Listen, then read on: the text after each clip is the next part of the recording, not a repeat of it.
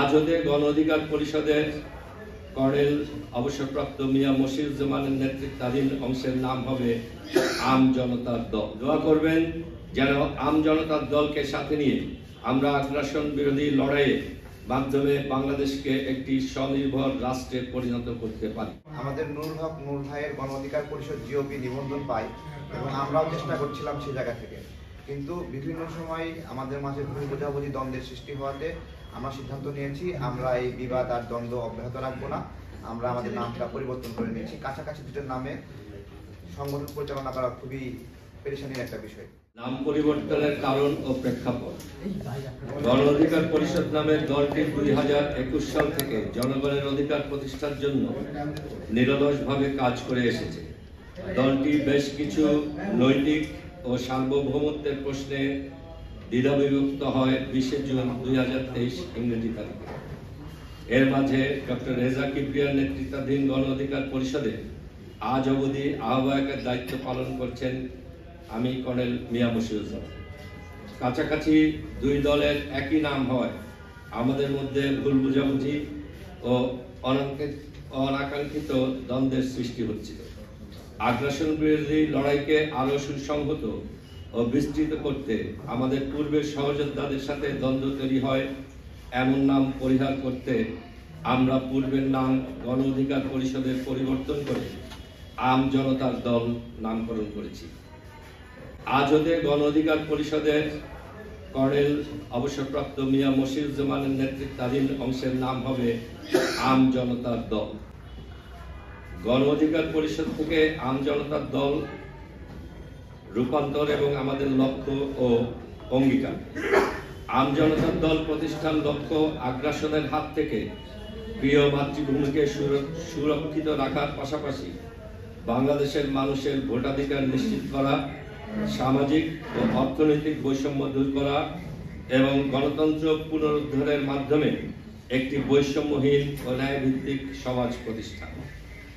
আমরা দুর্নীতি প্রতিরোধ, শিক্ষা, স্বাস্থ্য ও কর্মসংস্থানের মতো মৌলিক অধিকার সবার জন্য সহজলভ্য করতে কাজ চালিয়ে যাব।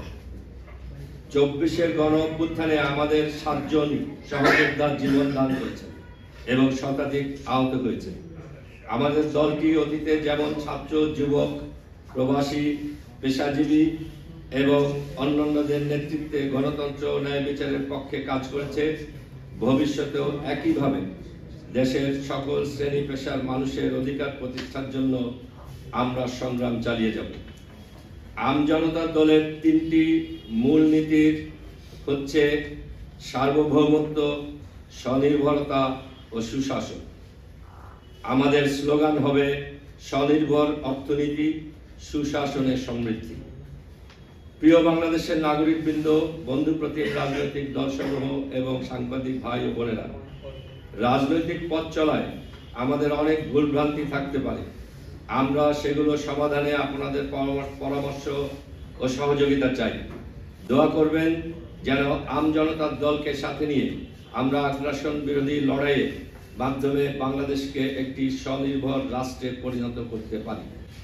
আমরা যেন কখনোই পিছপা না হই, সার্বভৌম ও সুশাসনের বাংলাদেশ বিনির্মাণে সর্বোচ্চটুকু দিয়ে আমাদের অবদান রাখতে পারি। ধন্যবাদ। গণ অধিকার পরিষদ নির্বাচন কমিশন থেকে 2টি ভাগে ডিক্লেয়ার করা হয়। একটি হলো গণ অধিকার পরিষদ আর একটি গণ অধিকার পরিষদ জিওপি। এর মধ্যে আমাদের নূর হক নূর ভাইয়ের গণ অধিকার পরিষদ জিওপি নিবন্ধন পাই এবং আমরাও চেষ্টা করছিলাম সেই জায়গা থেকে, কিন্তু বিভিন্ন সময় আমাদের মাঝে ভুল বোঝাবুঝি দ্বন্দ্বের সৃষ্টি হওয়াতে আমরা সিদ্ধান্ত নিয়েছি আমরা এই বিবাদ আর দ্বন্দ্ব অব্যাহত রাখবো না।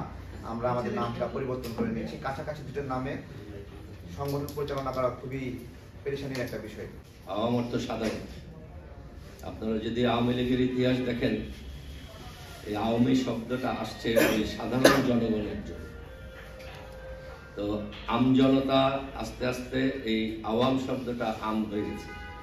এটার এখন প্রতীকী অর্থ হচ্ছে সাধারণ জনগণের দল। আমরা সাধারণ জনগণের জন্য কাজ করছি, সাধারণ মানুষের জন্য কাজ করছি। সেই জন্য আমরা এই নামটা দিয়েছি, যাতে আমরা ওই সাধারণ মানুষদের কথা সবসময় আমাদেরও মনে থাকে আর আমরাও তাদের আর কাছে যেতে পারি এই নামটা। এটা আওয়ামী লীগের নাম পরিবর্তনের ইতিহাস আপনারা পড়বেন, তাহলে সেখান থেকে আরো বিস্তারিত জানতে পারবেন।